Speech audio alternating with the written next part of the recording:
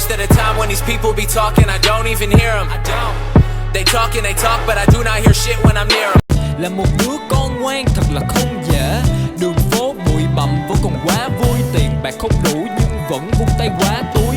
Bởi vì con thích chơi chọi với người ta, không thích ở nhà, thích lặn lội ở đằng xa. Chạy theo em này em kia, em nào đẹp nhất, thằng nào bố láo giành giật với tao, tao cũng chơi tất sơi tất.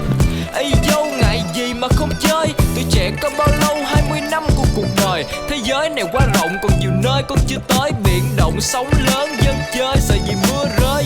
Con trai mẹ yêu mẹ lắm đó mẹ ơi, nhưng mà con xin lỗi, con vẫn sẽ không nghe lời. Con vẫn cứ lang thang gánh nặng cũng buông lơi, con vẫn coi thường cuộc đời.